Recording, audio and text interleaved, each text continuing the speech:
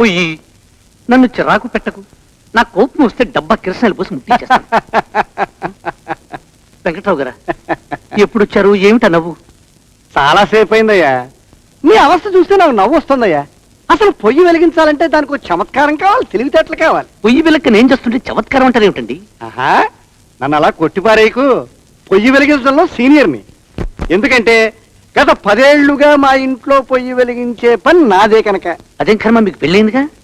నాయనా, నీది పెళ్లి కాని కర్మ, నాది పెళ్లి ఆయన కర్మ.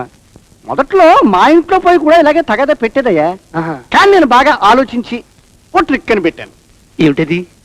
నీ చేతులు ఇలా ఇచ్చేయి. ఈ గాజులు 2 చేతులకి తొడిగాయి. వెంకట్రావు గారు, నేనేమన్నా ఆడదాం అనుకున్నారా గాజులు తొడుక్కోవడానికి?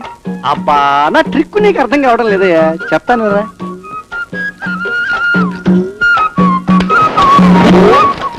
వెలిగింది వెలిగింది. మరి ట్రిక్ ఏమిటో నాకు అర్థం కావడం లేదే. అర్థమయ్యేటట్టు నేను చెప్తానయ్యా.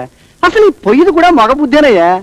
అందుకనే గాజులు ఇలా గలగల ఆడితే తప్ప పొయ్యి కూడా వెలగదు.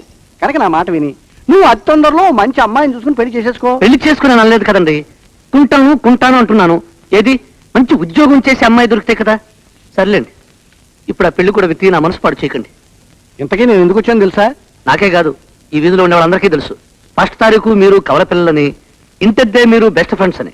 మీ డబ్బు రెడీగా ఉంచాను, పదండి. నీకు శుభవార్తయ్యా. ఏమిటండి అది? నీకు ఈ నెల నుంచి అద్దె ఓ 10 రూపాయలు పెంచానయ్యా. అద్దె పెంచడం శుభవార్త. నీకు కదయ్యా, నాకు. సరే, ఈ గాజులు నీ దగ్గర ఉంచుతావా? ఇదిగో వెంకట్రావు గారు, పొయ్యి వెళ్ళకపోతే హోటల్లో తింటాను కానీ నేను గాజులు దొరుకును.